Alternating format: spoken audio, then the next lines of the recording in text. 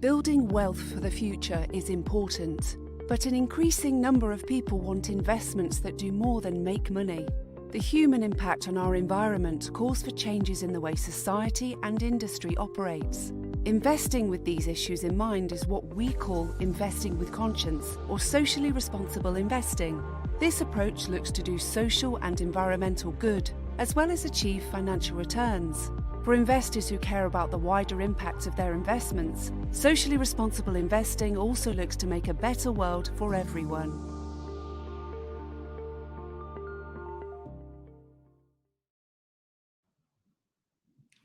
Hello everyone, welcome to our event. This is the first in a series of events that we're running here on ft.com. We are pitching a new deal for young people. So we're starting today with writing about housing. Over the course of the week, we'll also write about pensions, jobs, the environment, education and tax.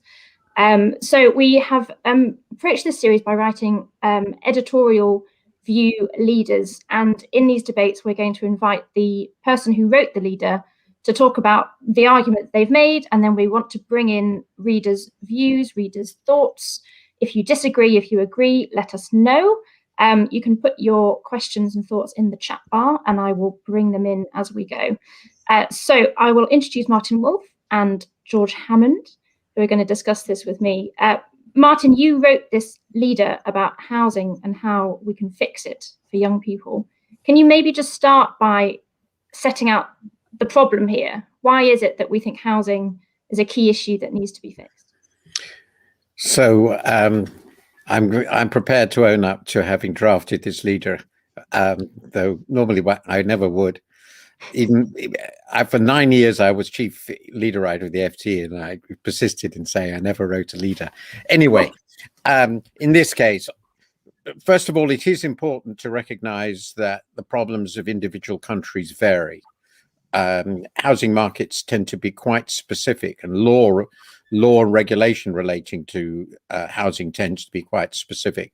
And of course, land abundance also differs, though it is remarkable that, though this is not discussed in the leader, that some countries with apparently effectively infinite supplies of land, like Canada and Australia, have succeeded in making it scarce by regulation. But obviously, Britain is a fairly extreme case. It's a very, very densely inhabited country. Nonetheless, across much of the world, the developed world, which is where this focuses, and particularly the UK, which is the focus of this leader, there have been very large increases in house prices over a generation, and this has been particularly severe in the big conurbations. The wealthy conurbations, most obviously in London, but it's similar, by the way, in New York and similar great American cities, and I believe it's also happened in Paris. And it's got to do with this very powerful conurbation effect. And as a result, house prices relative to earnings, say in London, have reached unprecedented levels. And I've got data going back to the 19th century. On this, and in addition, they've got much higher relative to earnings in London than anywhere else in Britain, than in the London and the southeast. In addition to these massive house price rises, which obviously locks quite a few people out of the market from purchase, not so much because it's affordable in terms of interest, because interest rates are very low, but because they have to put a down payment down. And down payments are required for financial prudence reasons. It's one of the things that the Financial Policy Committee of the Bank of England has focused on. They want some equity in the house. Otherwise you get negative equity owners, which is very problematic. So people have to put down payments of £100,000, £200,000 for even quite small houses. They can't do it. And a result has been that people don't have access to the bank of mum and dad, as we usually family helps, have to rent. And there's been an enormous rise, which is documented, in the proportion of young people renting in the UK, which is not so extraordinary in other places like Germany, but seems very extraordinary here. Renting, not necessarily very expensive, but it's insecure. Tenure is insecure, the rental level is insecure, people are forced to move. It's not a suitable environment for people to start families. So that's the core story of why there's a problem. In addition to that, we made a decision 40 years ago, essentially, to sell off a very large part of the local housing stock, local authorities' housing stock, which used to be rented relatively cheaply, and the local authorities did a lot of business. Housing associations were supposed to take up the slack, but they didn't really. So the supply of so-called affordable housing which people on average and below average earnings would live particularly in a big city where rents are very high, is also very diminished. And so it's been very difficult to have genuine mixed populations in cities, which creates problems because people of all types need to live in cities. So that's the problem. What has to be done? That's the core of the leader. And it focuses essentially on the following areas. First, there is a big mess in property taxation in the UK, which is regressive. Council taxes are regressive. They haven't been revalued. Properties haven't been revalued since 91, which is unbelievable. 30 years, pretty well. And if the local authorities want to raise taxes, they have to raise council tax, and that falls most heavily on people with relatively poor housing, or often poorer people. So that's sort of disgraceful, and that should be changed. So that's the first thing. But the biggest thing is supply. There are, of course, other reasons for the rise in prices, particularly the fall in interest rates I mentioned. But I've got figures are documented in the leader. I mean, we are clearly building too few houses, and have been building too few houses, particularly in or near the great conurbations, London and the southeast above all, for a very long time. And this is mainly to do with the planning system, but also when consents are supplied, lots of property builders don't build. So what has to be done? The argument is that local authorities should have the right proactively to change consents. If they change planning permission, they can buy the land at the pre-planning permission value. They get the uplift, which is a source of revenue for them to do the development, particularly the infrastructure needed with additional housing. That allows them then proactively to develop, and they actually get more revenue, which is very attractive for other people living in the area. It reduces one of the real obstacles to development, which is now it costs other people in the area. In addition, where builders are sitting on land with planning permission, the leader argues for site value taxation. I believe that should be more general principle for property taxation as part of the property tax reform. But even without that, undeveloped land should be taxed to encourage people to develop. That I think part of these money should be available to local authorities to do affordable housing, and the leader also argues that local authorities need to be allowed to borrow again to build housing. It's a very profitable investment. Borrowing is very cheap, and it creates assets along with debits. Finally, the private rental sector is going to remain. I don't think it can be eliminated. I don't think it should be, but 10-year normal rental contract should be longer, not 6 months, but 3 years, and with greater security of tenure, which also exists in other countries. By the way, many of the features of what I've argued here, but not by any means all, do exist in Germany, which has a much less stressed housing system, though also one, interestingly, with far more rental property. It just shows that rental property can work in a properly regulated system. And that's about it. Excellent overview. Thank you, Martin. To your point on the rental sector, your final point, I mean, I I consider myself to be one of the sixth formers of the millennial generation. I'm a very old millennial, but I spent a good 10 years or so bouncing around the private rented sector in London. And you're absolutely right. The level of insecurity that you feel is really quite acute, you know, and it also just has these subtle effects. The fact that you're not allowed to put anything up on the walls, you know, you just never feel that you're truly at home. George, you are our property reporter. You are also an actual young person. Do you want to kind of flesh out for us maybe, you know, how you think these problems that Martin's just discussed have been playing out for young people, and, you know, the sorts of choices that they're having to make?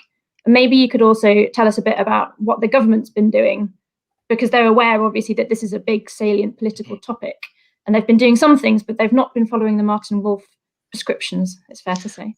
No, they have not. And fortunately, I don't have to go toe to toe with Martin, because I do agree with the conclusions of the leader. As a real young person, I don't know whether that puts me in secondary school or university, Sarah, if you're the sixth former. But yeah, as well as being the property reporter, I'm a member of Generation Rent, which is probably why I'm sat in the office rather than at home today, rather than in my bedroom where I've been working. So I just wanted to touch on my experience, the experience of my peers, as a way of, you know, trying to hopefully go from that quite narrow experience to what I think we're seeing more generally in the market. So I pay probably 40% of my earnings for the privilege of doing so. There are some benefits to that. You know, you have some choice around where you want to live and a bit of mobility, but the massive downside, obviously, and this is particularly acute in London, is that saving for a deposit without financial assistance is nigh on impossible. And Martin, you touched on that. So I think, I mean, I raise that because, you know, we're spoken of as Generation Rent, but actually I think rather than just this kind of horizontal issue of we are one generation who suffer from this problem, there's actually there's a vertical issue, generation to generation. Those of my peers who are now looking at buying are doing so with parental help. And there's a kind of, you know, they've all worked very hard to get to where they're in a position to do that. But there's this trope of these advice columns, which I'm sure we've all seen at various points of, you know, here's how I at 21 bought my first property in London.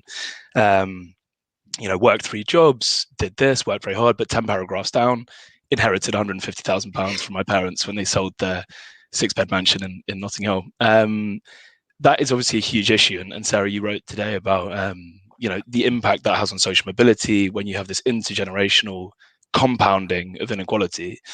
And I think there is a massive, massive issue around that, particularly in London, particularly in places like the Southeast where affordability is so stretched.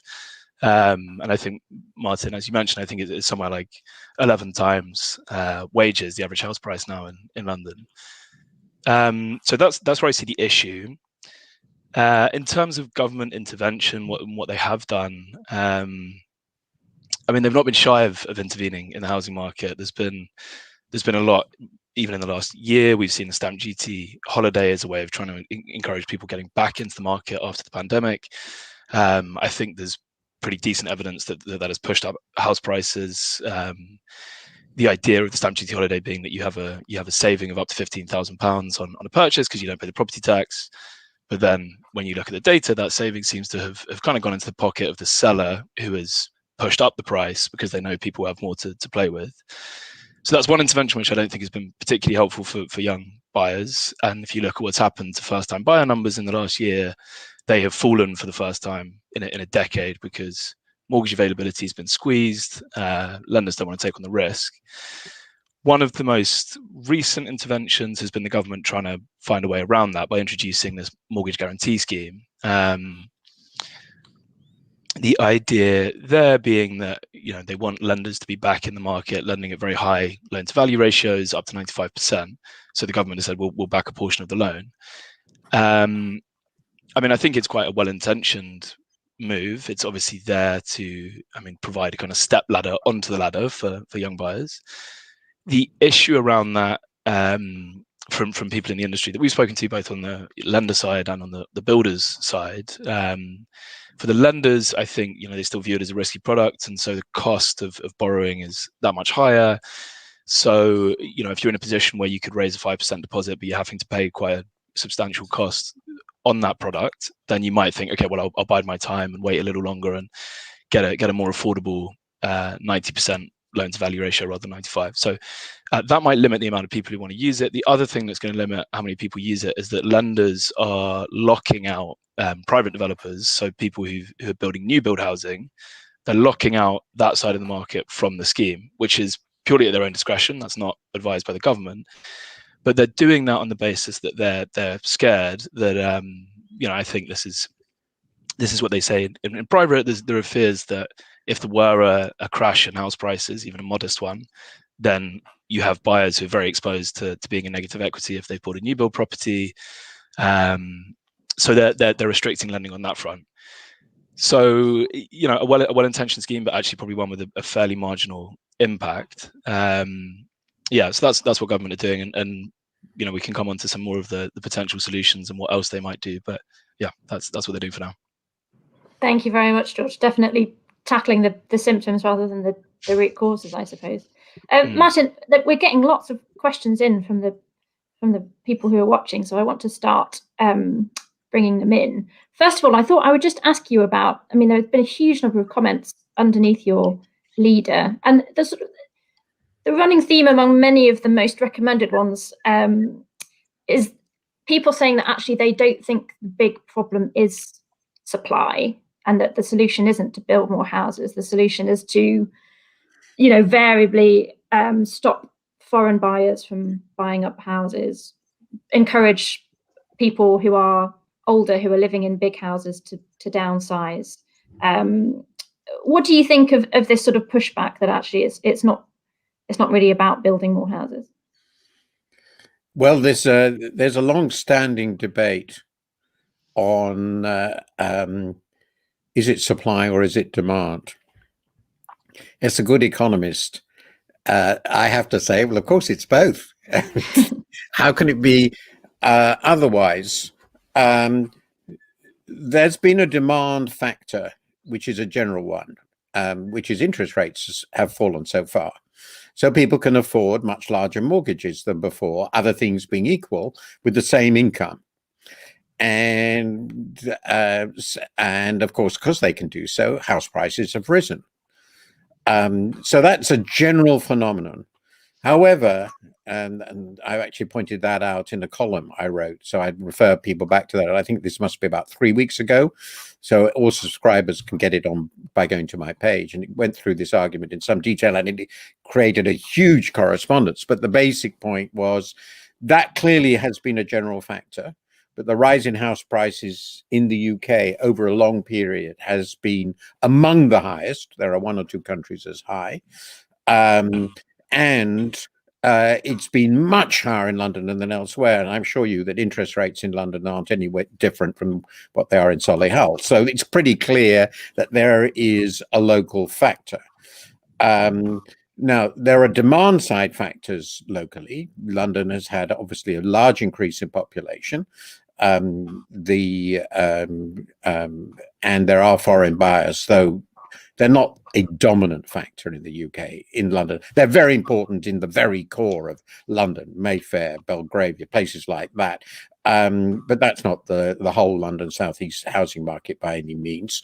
And of course, a lot of the younger immigrants who came to London aren't buying. They're here for relatively short periods. So let's not exaggerate the foreigners are doing it to us. It's an element, but it's not that powerful.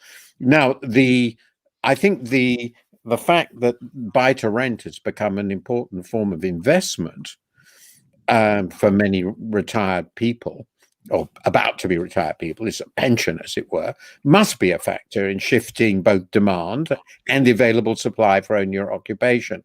Since we don't believe in stopping people from buying, from basically making rental illegal, there's not much that can be done about that. But I think that's probably far more important on the net availability of properties for owner occupation than old people are not moving. Remember, unless the old people who should be moving are going to leave their homes and go to a nursing home, they're just going to buy a somewhat smaller one. many of which were very suitable for young people as their first houses. So it's not completely obvious that the net effect of old people leaving larger houses, it will clearly benefit middle-aged people with 2 or 3 children. But it's not clear to me that the net effect on people trying to enter the market will be particularly beneficial, because the people who are downsizing are going to go into precisely those houses. It will be quite complicated. So it's not completely obvious how that would play out. So the rental market is clearly a factor, and that's, I think, one of the big reasons for the shift into rental, and why George finds it so difficult to get out of the rental market. But it seems to me pretty clear that the fact that we have been building and I pointed this out in my column, if we'd been building at the rate we did in the 50s, 60s, and 70s through just from 1990, the housing supply would be about 15% bigger. That's a really big deal. It's really hard to believe that wouldn't lower prices. Now, of course, the really big obstacles, which some of the people here mention, is, of course, that local authorities are very reluctant to provide planning permission, either to infill within London, knocking down things, or you've got the green belt and all the rest of it. And we don't want the development. But if we don't want the development, and lots of people want housing in London and that area, then we are going to get these incredibly high prices, because that's how you ration out the market. But I don't think there's any solution to it. We are not going to get prices very, very low unless real interest rates shoot up, which would, by the way, would be, I think, a disaster. But that's another matter. But I don't see any solution to this in the long run, which doesn't include supply. Can I ask you a bit more about tax? Because we're getting lots of questions about it. Someone says here, could we suppress demand by charging capital gains tax on primary residence, deferrable till death? I think that it would certainly raise a little bit more revenue for the government, but I don't think that anybody wouldn't buy a house because they fear that 20 years later, assume it's the house they're going to live in for a very long time, they're going to pay some capital gains at the end of it. Because the main reason people want to buy a house is they want the privilege of owning, which George got perfectly, which is that you have control. You have a risk, you're exposed to this one asset, it becomes your dominant asset, but you have control. That's what people want. So I don't believe, I mean, it seems to me plausible that the fact there isn't capital gains tax is capitalized in the price. So people are willing to pay more. That's what economists would normally say, though it's an uncertain tax and you don't know when it would be. So it raises the price a bit that the owner-occupier will bid. So we probably have more owner-occupation and higher prices for the housing stock overall because of that tax privilege. And we have more owner-occupation relative to rental because of that tax privilege, but I don't think it affects. It probably raises prices a little, but it's not profound. As a general rule, and this applies to capital gains tax and stamp duty, like nearly all economists, I think transaction taxes are a bad thing. Governments love them because there's a moment when the money becomes real. And so people sort of are prepared to pay a very big chunk of money out of what's making a gain for them. Or a transaction, but actually annual flow taxes are really much better taxes than these huge transaction costs, which affect the willingness of people to transact and makes markets less liquid. And housing markets are already problematic. Why do you want to make them even less liquid? Okay, there you go. That's that idea knocked on the head. George, can I bring you in, please, on supply issues? What's your take on the importance of supply and whether we could sustainably raise it? So I think we can sustainably raise it. We have been sustainably raising it. That will take a knock because of COVID and because people stopped putting houses in the ground.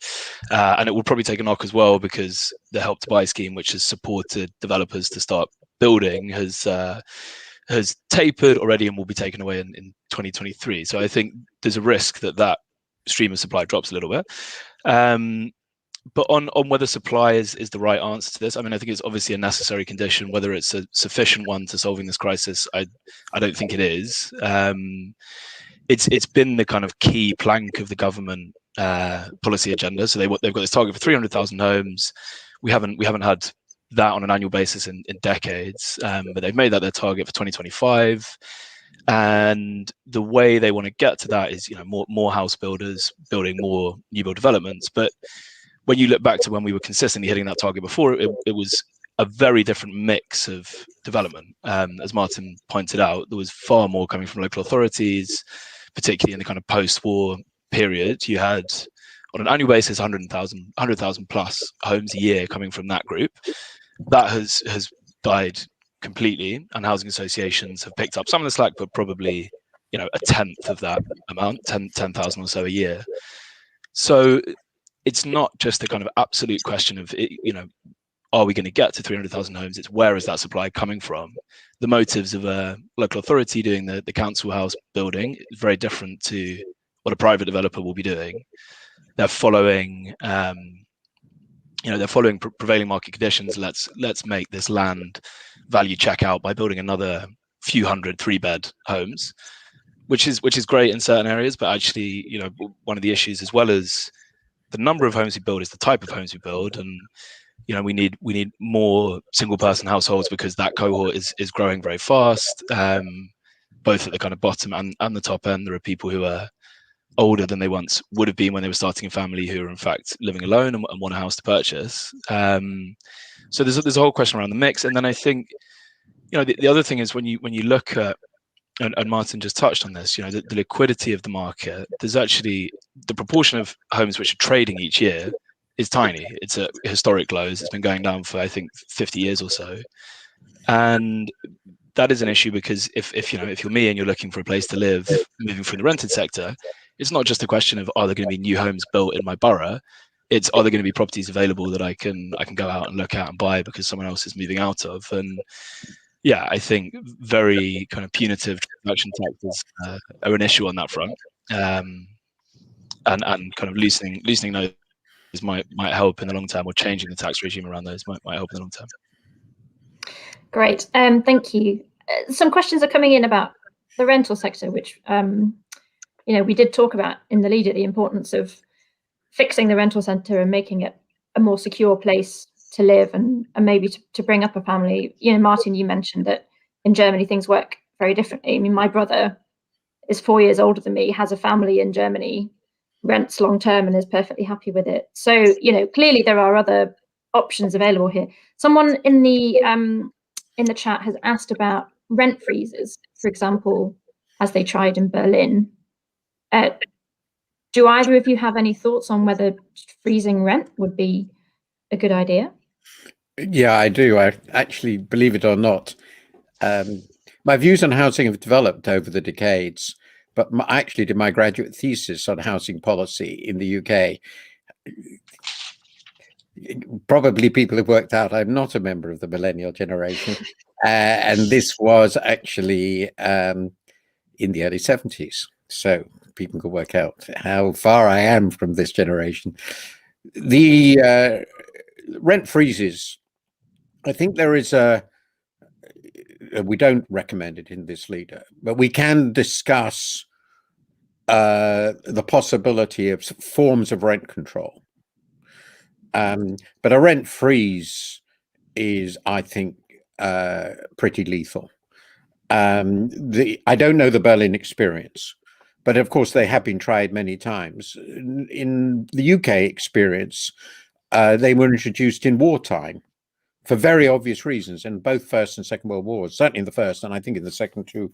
And because wars are inflationary, things happen that raise prices for pretty obvious reasons in a war. There's, we've been talking about running the economy hot. They run the economy hot in a war. And so there's a lot of inflation, huge inflationary pressure in the first war. And in the middle of the war, you can't suddenly throw everybody out. So they impose price freezes. If you impose price freezes, the natural temptation of all landlords is to get rid of the tenant, because this becomes a very insecure asset. So you'd want to get out of it and sell it. So usually rent freezes go with long-term fixed security of property. So essentially you're frozen.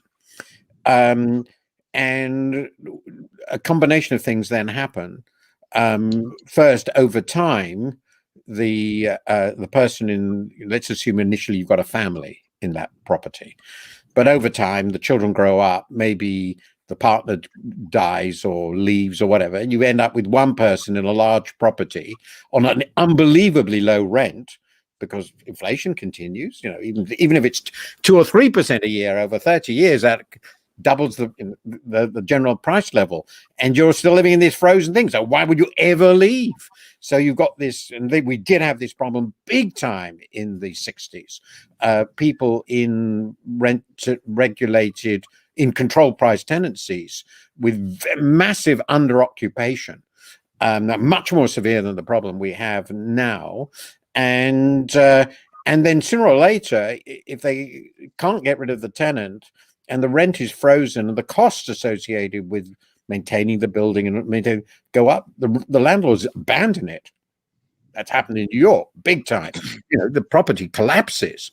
This is not a good way of running housing. And it's one of the reasons, very good reason, by the way, why local authority housing became dominant in Britain in the 50s and 60s, because of the result of the 2 world wars. Perfectly understand, we'd ended up with a smashed rental sector.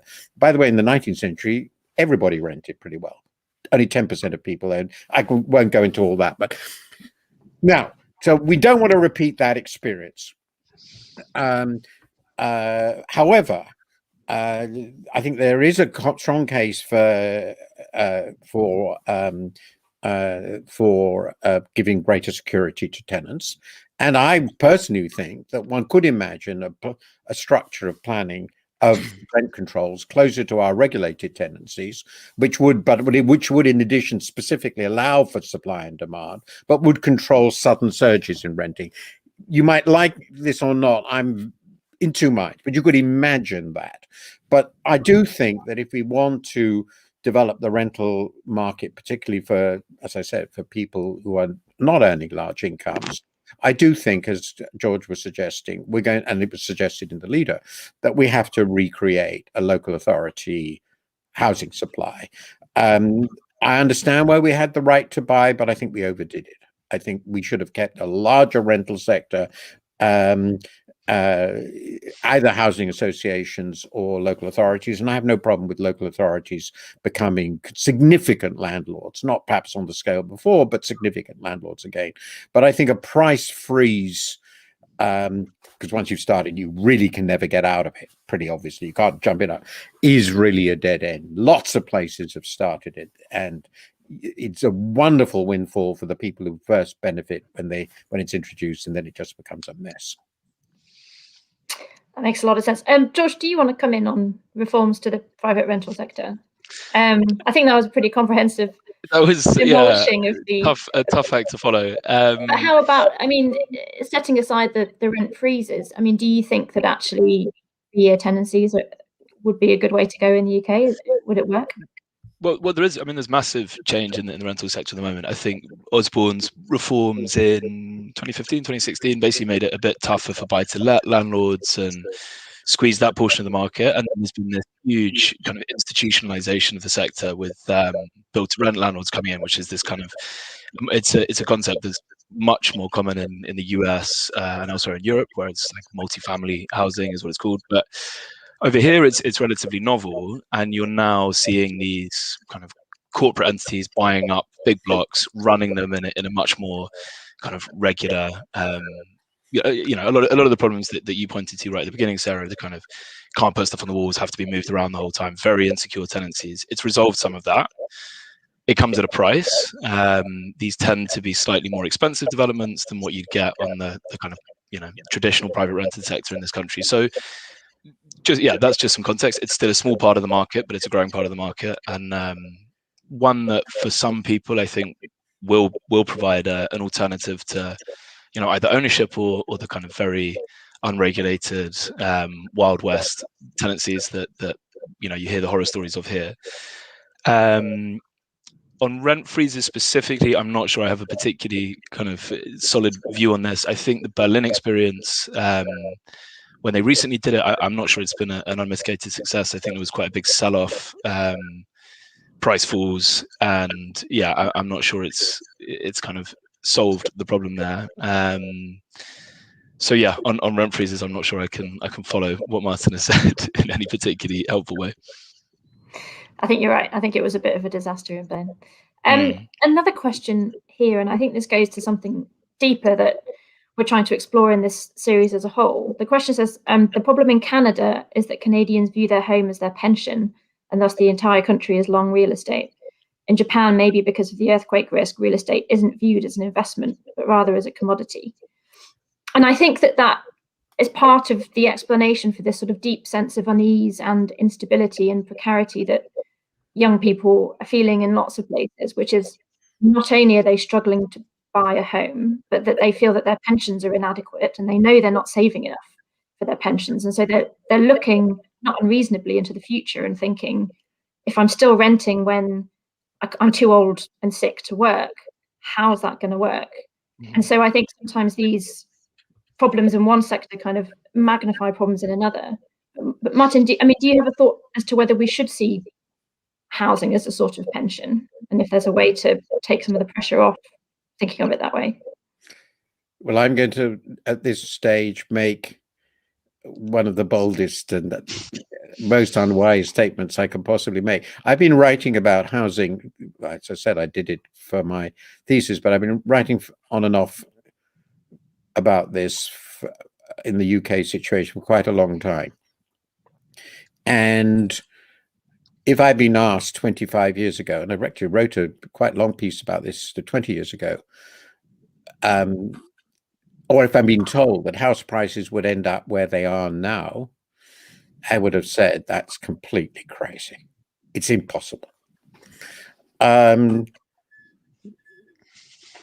so in thinking about the general rise in house prices across the Western world, most of the Western world, not all, including places like, as was pointed out, Canada or Australia, which are hardly short of land. Obviously, this generational collapse in nominal and real interest rates is a central part of the story, which has raised asset prices, both real equities and housing. There's been a bigger long-term equity bull market, if you look at really long-term, the last 40 years, than even in housing. Now, so people have come to the view, and certainly it was true for me, it was never my plan, that that houses are an unimpeachable source of investment. But I said I was going to be very brave. My very brave view is that housing is going to be an absolutely lousy investment in the next 20 or 30 years. Now, Martin, I've just bought one. Don't tell me that. Sorry. Well, there is a qualification to this, very important qualification. At least put it this way. Real interest rates in most developed countries, long-term, safe real interest rates, and then I'm going to console you, Sarah. Long-term, safe real interest rates are negative now, right? 10-year rates, they're negative, real. This is not normal. This is what's even more extraordinary, is that this has happened when people know it. They were negative in the 70s, but that wasn't planned. It was because they bought these bonds in the 60s, and then inflation exploded upwards, which nobody expected. It was a surprise. This time it's known. As far as I can see, this is really unprecedented. So is it more likely that real interest rates will rise than fall from the lowest level they've ever been? It seems to me pretty obvious that it's more likely to rise than fall. Not certain by any means, but more likely to rise than fall. That changes the background situation for real assets. So doesn't mean a house price collapse, but if real interest rates went to 2%, and that would be added on to the nominal interest rate, that's 2 percentage points on the current bond mortgage rate, that would be quite significant for a lot of people, and it would lower prices. At least it would prevent a boom. Then the other big thing that drove them in places like London is supply was constrained and we had a very large net immigration. My impression is that most Western countries, for different reasons, and I'm not going to get into whether this was right or wrong, have become quite immigration resistant. And we're not going to do that again. If those two things are right, then houses don't seem, and given that they're now higher than, as we've discussed before, relative to earnings and relative to everything else than they've been for a century, houses don't look to me to be a great investment. So whenever people ask me about this, I say buy a house if you're aware that you think you're going to be living there for 10, 20 years. You regard it as a consumption good and don't regard it as an investment. So if this is your pension, there could be a problem. Now, then, of course, that raises the big question, the really deep question, which is for your discussion with Josephine, presumably later on, is what would make sense for pension investments. That's a huge problem because all asset prices are so high. But people who are really young now, in their 20s and 30s, they can probably ride out any correction. The people who worry me more are the people in their 40s and 50s who couldn't ride out so easily a big correction. But anyway, my main point is I think we should have more housing. We should lower prices through supply, but a more powerful force would be a correction in nominal and real interest rates. And that certainly, it would be very foolish to rule that out. Yep, I think that's fair. And actually, just what you said then about Generation X, people in their 40s and 50s, just reminded me to note that actually, although we're talking about young people here, a lot of people from Generation X have written to me today to say, hey, this includes us too. And in lots of cases, that is true. And actually, in terms of pensions, they're in some ways in a worse situation than younger people, because at least younger people have benefited from auto enrollment, whereas there's a whole cohort that are looking really, really a bit perilous when it comes to pensions. Anyway, that's for tomorrow. Sorry, Martin? Others country, we have made a spectacular mess of pensions in this country. I mean, spectacular. And because we never plan anything. And Josephine will explain that, but it's a huge problem, how big a mess we made of it. Yeah, everyone, if you want to hear about pensions, come back tomorrow at 2 p.m. That's when we're talking. I interrupted George, I apologize. Yeah, George. Well, I was going to say, I mean, perhaps this is particularly relevant on the Gen X point, but you were saying we're talking about whether individuals presume their property is going to form part of their pension, but there's also the question of whether the government, that's part of their calculations. And I think in this country, that is the case. The government expects people at retirement age to be owner occupiers. That's more true than it once was. But if that's becoming less and less likely, then that poses a bit of a problem. How do you retire if you're continuing to pay rent, which is larger than your pension income? That seems to be a bit of a disaster waiting to happen, really. That is a very, very big problem. And the government, again, hasn't thought this through at all. But it does fall into one thing. I don't think people are going to retire. People are just going to keep working. They are. To look at what's happening in Japan. I mean, not just mad people like me. I mean, lots and lots of people who are healthy in their 70s are working.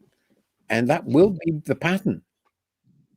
Yeah, and that won't necessarily be a bad thing, right? I tend to think it's a good thing. Actually, I mean, obviously hard physical labor is impossible, and there are deep inequalities in people who are not so healthy. Often they haven't been so well off. There are huge problems there, and I think we might well have to raise the state pension, which is very controversial for many people. But the idea that people could continue to work part-time or in full-time through their 70s is, I think, going to become quite normal, and we shouldn't be frightened of this. There's a related question actually here from a viewer, which is, what impact do you think that the change in working from home will have on the housing market? George? Can I jump in on this? I think Martin touched on this as well. I think the huge wild card in all of this is the pandemic and the shake-up or otherwise that's going to cause. I think a lot of what the kind of, what we wrote about early on, what we and others wrote about. Is this the end of the office? I mean, transparently, no, in my case. But I think some of it is overdone, but nonetheless, it will have huge impact. And the kind of traditional defense of the status quo is, well, look at what happened after 9/11. Everyone thought New York would never be the same, and it's very different. But the reality is that there were big changes. Things came back through. But I think we'll see that again with the pandemic. And one of them, which I think will be, it's certainly being felt already, and will probably have a longer run effect, is what this does to migration into London and other global cities. There was a great piece of research a few months ago from a government-funded body, which found that, I think that by their estimation, it was something like 700,000 overseas workers had left London during the course of the pandemic, which has huge knock-on effects to the rental market, and then you would think eventually filters through into the sales market. If that is sustained, if they don't all come back, then that has a much longer running effect. And as Martin said, policies towards immigration have toughened. We introduced at the start of this year a kind of points-based system for EU migrants, expanded that to EU migrants. So I think that that's one pandemic effect. I'll come to working from home in a second, but that's one potential one, which could really change the dynamics of a housing market like London's or other big European cities. On working from home, I think that's a much more open question. I have no idea where things will settle, but I think, depending on the position that employers take, and I think there will certainly be some who are more liberal, more flexible than they were pre-pandemic. That seems to be the kind of wind of change at the FT and most other places that you speak to. There is more of an emphasis on flexibility, even if that doesn't mean binning the office entirely.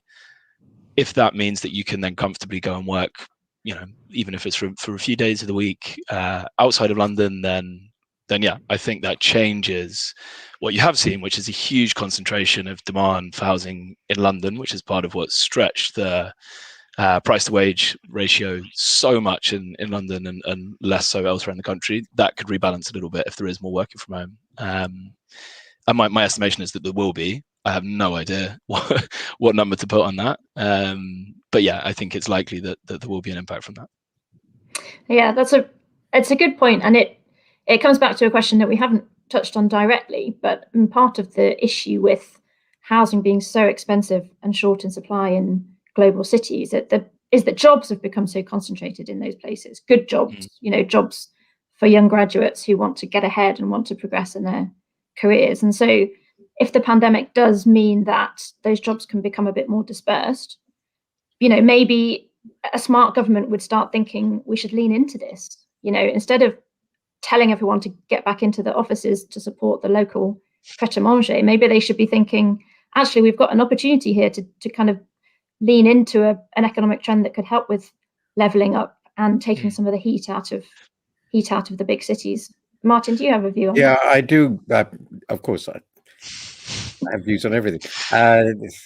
One of my diseases. I think that for young people, I mean, really young people who just leaving universities and are beginning their careers, for pretty obvious reasons, being with one another physically, meeting one another physically in the office, in restaurants, in pubs, is natural, normal, desirable, and liberating. And also, it's a crucial part of forming their new networks in life and meeting partners and forming networks at work. So I would be surprised if when we go back to normal, that doesn't become, again, part of life. I mean, the people at the FT, I imagine, who find all this most difficult are the people who've just joined or joining. Then so in that respect, I think they will have to reopen offices, and there will have to be some senior people who are managerial positions, and younger people. I think many of them will want to live in London, perhaps in a flat for a few years, in their 20s. I'm talking about young people in their 20s. But then once they become more established, they form families, they have children. think that the whole calculation becomes very different. They want space, they want gardens, they will feel quite strongly, I think, a desire. And I do think that here there might be a permanent shift. Why not live somewhere outside London where there's more space because of the developments we're talking about, and commute in a couple of days a week?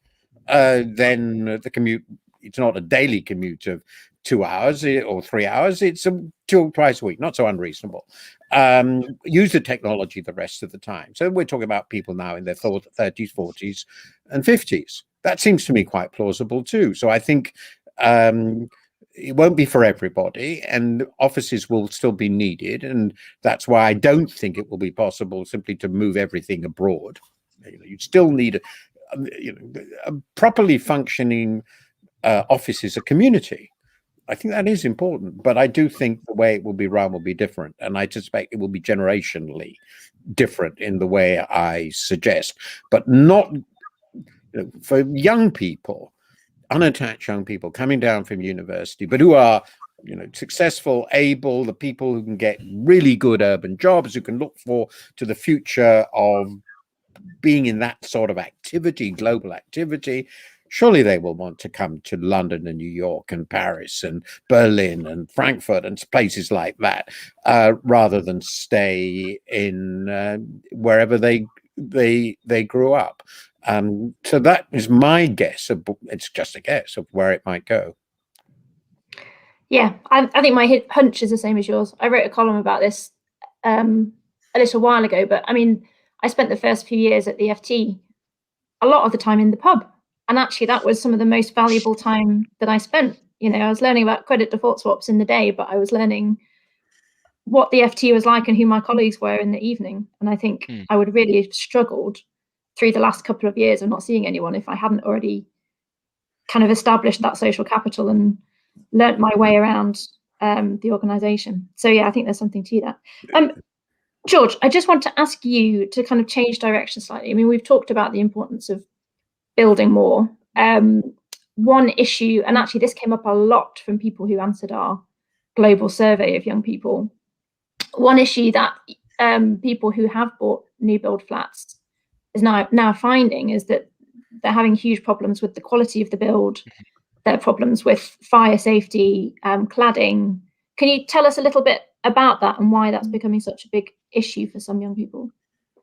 Yeah, I mean, it's a hugely important issue. We have a ballooning building safety crisis going on in this country. And when you're talking about, as we touched on earlier, you either look at this as addition of supply and that being the thing that makes life easier for everyone, or you think about the total pool of supply. Well, the total pool of supply that you can now trade on has reduced massively because of this building safety crisis, because hundreds of thousands of homes are unsellable at the moment. This has its roots in, it coming to light has its roots in the Grenfell fire in 2017. The inquiry into that, which is going on now, has basically exposed, it is exposing some pretty lax practices in terms of how the materials were supplied, how they were put together, how the contractors were operating, particularly how the regulator, what it's focusing on now is how the regulator allowed some of this to happen. The sum result is that trust in building safety of anything built really in the last 15, 20 years has bottomed out. This started particularly as an issue for high-rise buildings, which Grenfell was, but it's spread, and it's now a kind of concern for buildings much lower. That is a huge issue for the people who live in those buildings because they can't trade them. They've become mortgage prisoners. Basically, no lender will lend against the property because it's valueless or very hard to value, because no one knows how much it will cost to fix the cladding, repair the outside of the building. So you've seized up a corner of the market, and it's a corner of the market which probably would have been most accessible to first-time buyers. It's kind of that end of things. So that is an enormous issue, and it goes back to this question of, do you put the emphasis, as the government has done, just on let's set a headline number and then push really hard for that, or do you actually apply a little bit more rigor in what you're building because the risk of not doing so is that, yeah, fine, you deliver 300,000 homes, but if 70,000 of them 10 years down the line are unsellable because the practices were shoddy, then you've kind of shot yourself in the foot. So it's not an either or, but you definitely do need a much more stringent focus on build quality, and it's an issue that's really developing here aggressively at the moment. The Grenfell inquiry has, I think, shown standards in other European countries to be slightly higher on the regulatory side of things, but it is nonetheless an issue that's global. Yeah, it's still coming to light, the scale of that particular issue. It is an amazing story, and I just still don't fully understand how this can be happened. But it is worth noting that in the 60s, there were quite high building standards for local authority housing, and local authority inspectors were quite strict, as my memory of on what people did. And at some stage, I'm living in a house that was built 110 years ago. There isn't the slightest chance it will collapse or become unsellable. That's just ridiculous, isn't it?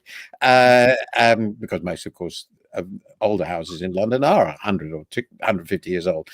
And of course, they have been modernized. But I do think that if you're building assets which are going to last half a century or more, regulatory standards are really rather important. And allowing what has happened to happen is just an astonishing scandal. And in my view, the government has to pay. Good. Well, we've been talking for an hour.